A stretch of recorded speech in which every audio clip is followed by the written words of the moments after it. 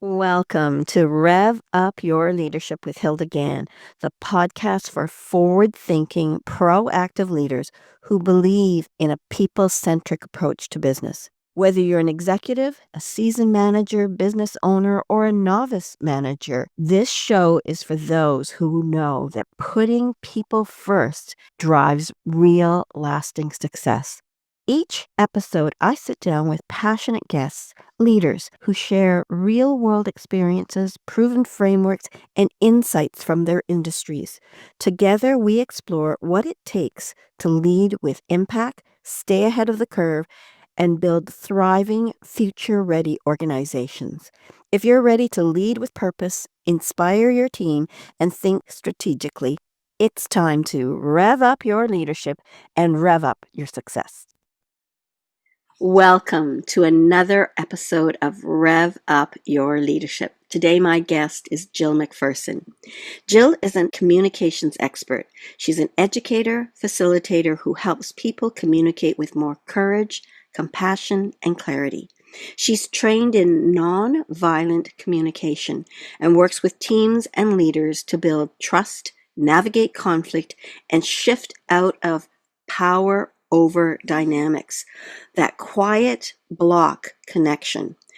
Whether she's leading a workshop or having a tough conversation, Jill's all about turning power struggles into shared understanding and finding the words that connect even when it's hard. Today we're going to talk about power with, not power over, the compassionate approach to leadership. Welcome, Jill. Thank you. Nice to be here. The concept power with, not power over, not a term that many people are aware of. So let's start there. What does that mean? Yeah, great question to start. So in nonviolent communication, when I started the training, one of the big things that I became aware of is what we call the domination culture paradigms that support the hierarchical structures that most of us are familiar with. And that hierarchical structure we have in almost every area of our life. So as a child, we experience it in the home of like mom and dad having power over children. Then we go to school and we see a hierarchy structure of student, teacher, principal, administrators, and so forth. And of course, it's in most workplaces where there's a hierarchical structure of power. And so we have beliefs and language that most of us are not consciously aware of that keeps people in their position on the hierarchy. And so what I help people do is become aware of the beliefs and language that supports those beliefs in a power over structure, and help them shift to a power with. And so in order to switch to power with, it would require then becoming conscious of what our beliefs are about leadership, about the workplace, and then by shifting those beliefs, how can we disperse the power amongst everybody, even when there's still the hierarchy of, I'm going to call responsibility, that's needed. So we know, like, you're responsible for supporting this team and I'm responsible for this. And so we know who's holding what. And it might be easy to visualize that in a hierarchy. But the hierarchy is then supporting responsibility, not power. I love how you say that because, when my husband and I had our engineering company, we wanted to create a place where people love what they do and love where they work. And for the first 3 or 4 years, we did not have an organizational chart. We refused to write that. And what we did was, when we had proposals, of course, you have to show the hierarchy. And what we embedded in our culture was this sense of with, your power with, because we really treated people with the E in Rev Up, equality. And what equality meant in our organization was your job is equally important as my job. Right? So that is that power with over that traditional sense. So thanks for explaining that. And when you and I first chatted and got to know each other a little bit better, I was really intrigued by this term, nonviolent communication, and the fact that it is awkward. A lot of people go to work and they have tension when they're dealing with other people, especially those who are their bosses. And so our podcast now is focusing on leadership and how to make people be better leaders. And people connection is so, so important. So I know that you have 3 strategies that really will focus helping you as a leader lead with teams. So do you want to share that first strategy? Yeah. So one of the things is being able to address those paradigms of what is contributing to the challenges we're having. And so it's first leading with curiosity and not control. And when we're in the power over structure, which most of us only know, there's often a belief with leaders that when there's a challenge, they have to come up with the solutions. They have to fix the problems. Mm-hmm, They mm-hmm. have to correct people, deliver consequences. And from that paradigm, it's extremely stressful and overwhelming. And so instead, it's interrupting those default settings and taking that deep breath and getting compassionately curious when there's behavior or something happening in your team that you're not enjoying, other people aren't enjoying. It's pausing to interrupt the default settings and getting compassionately curious over what is happening in the situation and shifting the question. And I have some visual props here because being an educator for many years, I know the importance of visuals. And so when we're in the frame of control, it's very disconnecting, it's exhausting and stressful. And it's one of the reasons is because we're often looking at the situation with the question of what's wrong. And when we look at what's wrong, then it's overwhelming on now, what am I going to do to fix it? And so what I'm offering leaders to shift is when you take that, deep breath and get compassionately curious, and instead you want to make connection, collaboration, ease, and flow. How do you do that? Well, the question switches to what's needed. So when we look at challenging situations through the frame of what's needed, that's a huge game changer. So it's also using empathy to imagine, okay, this person is doing, X, and I'm not enjoying it. And knowing that in each and every moment, humans are using strategies to get needs met. So we often keep looking at people's strategies and wanting to change their strategy. But if we get compassionately curious, the question of what's needed is what need is not being met for this person, or what need are they trying to get met by using this strategy? I love that. I think it shifts that mindset because a lot of times people think I'm a manager now. I'm supposed to have all the answers to things. And if people come to me with a problem, I need to solve it. And that's not the sign of a good leader. That may be sign of a novice leader thinking that's what they need to do. But what a good manager leader needs to do is motivate, engage people, and create ideas, because from those ideas that germinate, it really does increase the likelihood of even a better solution than if you thought you had to have all the answers to the question. So I see the teacher in you. Very simple, very basic comment, and one picture's worth 1,000 words, and that's so good. Leading with curiosity, asking that question, it really makes a different mindset. And I'm struggling to think of this book where, and I forget who it is, but have the confidence, like you're right, but also have the confidence to ask like you're wrong. Because when you think you're not got the total answer, by asking that sense of curiosity, you are inviting a more open conversation. Yeah. And it really shifts because the dynamics between the leader and the people that even facilitator, I enjoy that word even more, is supporting the people they're supporting. Because if we're shifting from that curiosity of not needing to know the answers, and the goal then instead for the person in the leadership role is helping the people that they're supporting to find their own answers. Yeah. Yeah. So, for me, an effective leader is one that knows I couldn't possibly know what's best for other people. I have some experience and expertise, and my job is to help bring that out in them. So Unless the you want flip to create side, good sheep, like there's leaders who just want good followers who just like be yes. the shepherd, be my sheep. Well, then that's a whole different, and those people aren't asking for my support. It's the people who are like, I really want to disperse responsibility, disperse creativity, problem solving, because they're aware of the wisdom in the room. Yeah. And so it takes a shift in leadership to facilitate the wisdom and problem solving that exists in the people that they're supporting.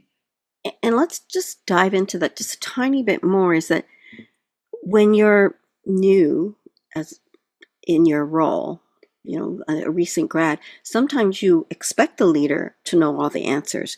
And when they don't, they'll say, well, how come they don't know about my software details? Like, I'm I'm more expert than they are. And that's an illusion, but that tension is there that sometimes prompts the leader to think, well, I need to know all of this. What the relationship needs to do to be healthy is for that leader to acknowledge you are the expert at this software. I haven't done it for years, but I look to you to continue to build that. Where my value is to help look at the big picture and help solve the problem that you're having to make sure our project's running smoothly. And then the flip side, and I'm going to get you to respond to this, is what if the manager feels that that person is too cocky and they have to put them in their place? And so they again feel that sense of, well, if I open it up to giving you ideas, do I look like I don't know what I'm doing? And so how do we help create that longer relationship of now we know what we know, we trust each other, and we can just have that synergy, that embryonic stage of building that? What is your comment to that leader who's going to be thinking they're being tested? Yeah. So back to my frames, if a leader is like, this person's being cocky, what am I going to do about it? They're clearly looking at it through what's wrong. Mm-hmm. So if somebody is behaving in a way I'm not enjoying, I'm going to get to what's needed. If I'm experiencing somebody who's like, I'm imagining, how would that look in action and words? Maybe it might be somebody saying, "I know all about this program," and almost kind of like bragging their knowledge. That for me is a strategy to get a need met. I'm going to get compassionately curious. What need are they trying to get met? Recognition, appreciation, validation. I'm going to meet them at the level of need, not fight with their strategy.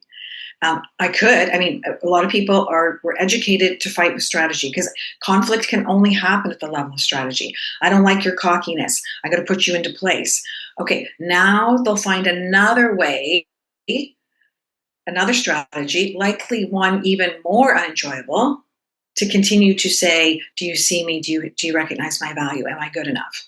Or whatever that could be going on for that person, right? So it's constantly, as a leader, is reframing how we interpret behavior. It's not good or bad. It's strategies to get needs met. So what's the next strategy? Yeah. So the other big thing is emotions. And this is something that people have been reaching out to me about is how do we deal with these emotions at work? And for me, it's again reframing emotions. So most of us, that my experiences, myself included, we've been raised in a culture that shames or dislikes and does whatever we can to not have a painful emotion.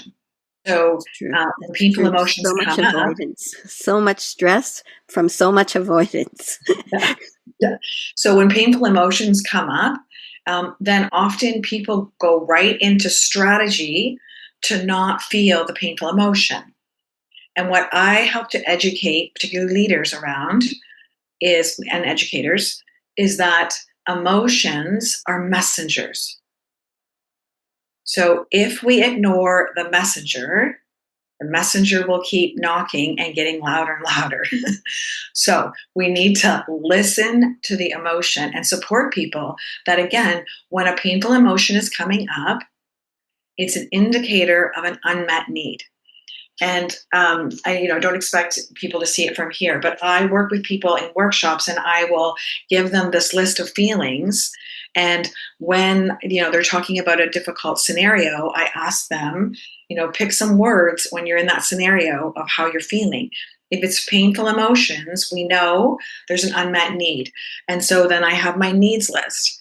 And so we look at things like, acknowledgement, clarification and understanding, meaning and purpose, passion, aliveness, growth, recognition, support. Like there's can be multiple ones happening all at the same time.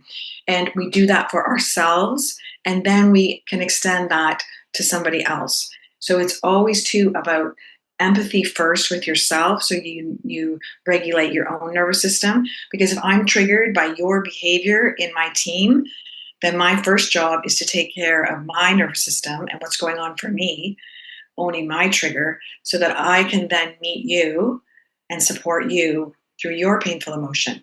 But the goal is not to, how do we get Hilda to stop being angry? How do we get Hilda to stop breaking out in tears? How do we get Hilda to change so we can all feel better? It's, what is Hilda's emotions telling her? What's it telling us? What's needed? Yeah. Do you get the difference? Yes. Yeah.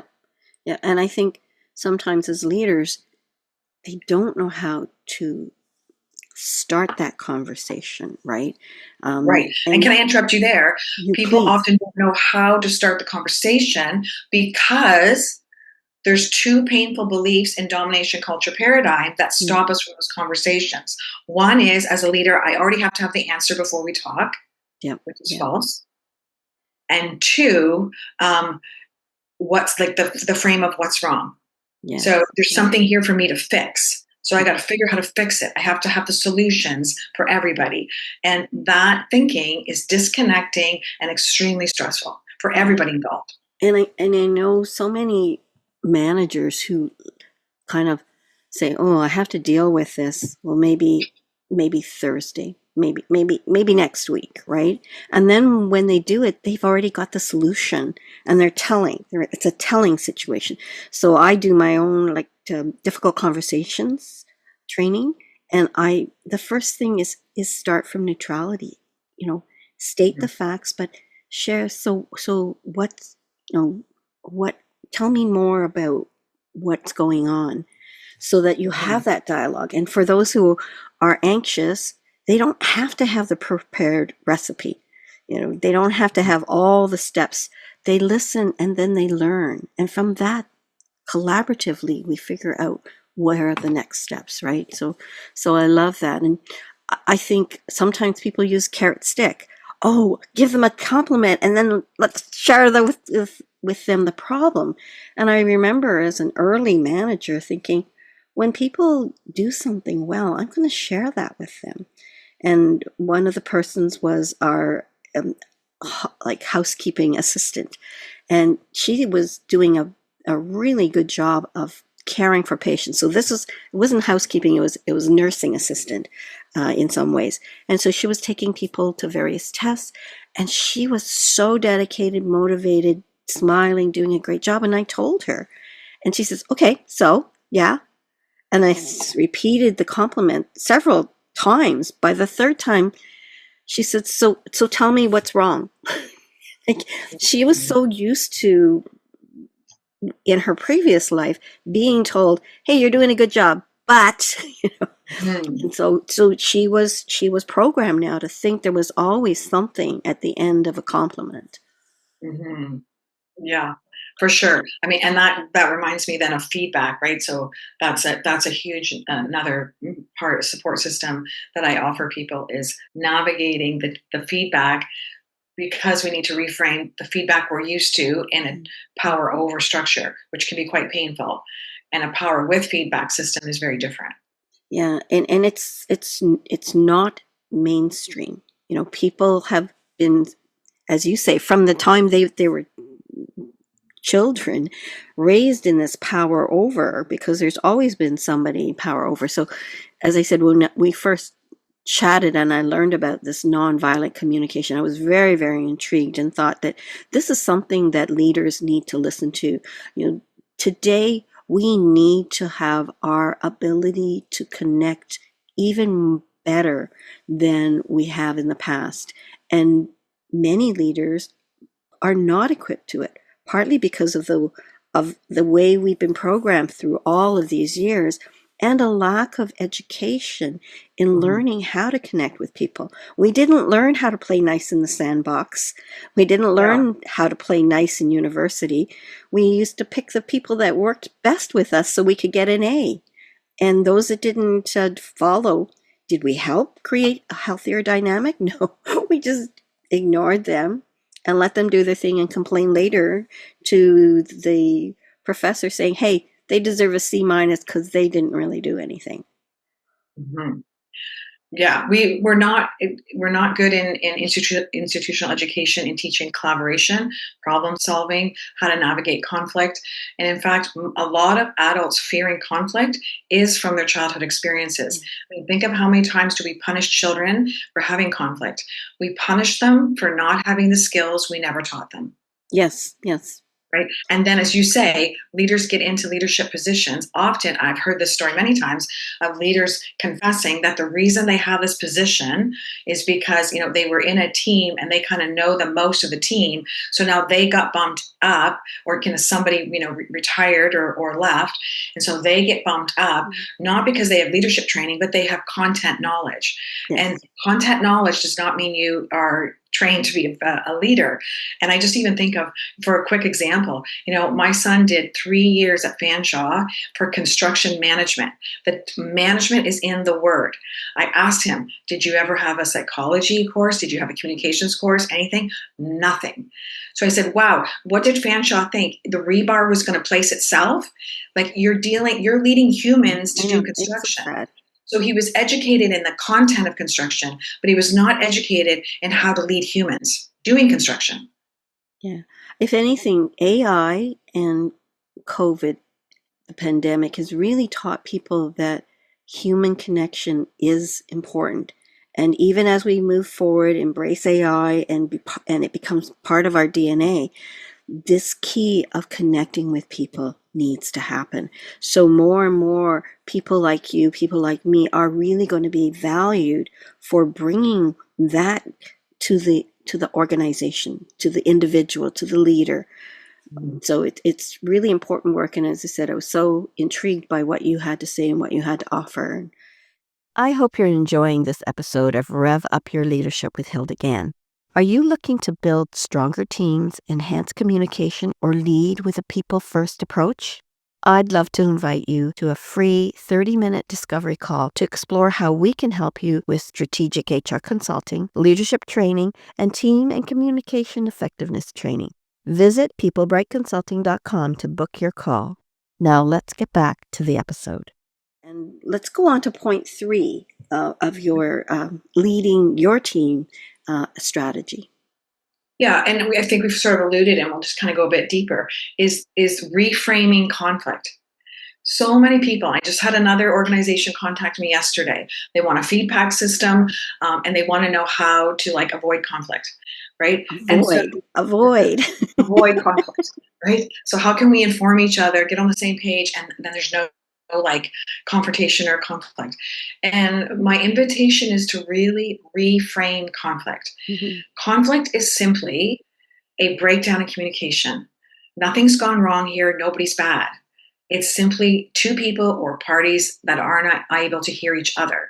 And of course, because my experience is there's nowhere in our lives where we're formally taught how to listen to each other. And so what I do is, and I did this, I was doing nonviolent communication training when I was still teaching in the public education system. And I would be working with the kids to reframe conflict. So come in from the playground, there's a fight in the playground. And I'd be like, oh, is this a conflict? And they'd be like, yeah. And I'm like, and conflict means, and they would say, an opportunity for connection. Yay. And we'd like, all right, this is juicy. Let's do this one. right? And I would work them through teaching them like on the spot, because I can't teach if everybody's upset about who stole the ball at recess, right? So my curriculum goes on hold, because emotional and mental needs are and relationship, because if we're not a team, it's not going to work either, right? So we pause. Okay, let's do this. And so I would walk them through the skills to hear one another so that they could connect. I did not discipline someone. I did not punish someone for taking the ball. Why? Because taking the ball was a strategy to get a need met. And I'm aware that this is an education example, but I want to also do it a No, little bit that people when are I'm smart enough; they'll get the connect the dots. well, what I want to say is, even when I was helping managers at Maple Leaf Sports and Entertainment, I walked them through school examples. Why? Because I wanted them to recognize that most of the problems people are having in the workplace is just school part two. Yeah. And the sad part, and I'm glad you brought up the education exam. The sad part is we never got that in school. Yeah, You exactly. were self-advocating, but I'm sure you weren't following the curriculum when you did that. I remember going to the Henry Ford Museum with my kids one year, and there was a display where you essentially were manufacturing something collectively as a group. And this group is anybody who's at the display. But I stepped back and I thought, what a powerful lesson this would be when you went on the school trip and you learned to work together as a team to complete the assembly line. It taught so much in this little interactive play. And I thought, this is the kind of thing you don't get in school, but you would get if you went on a school trip.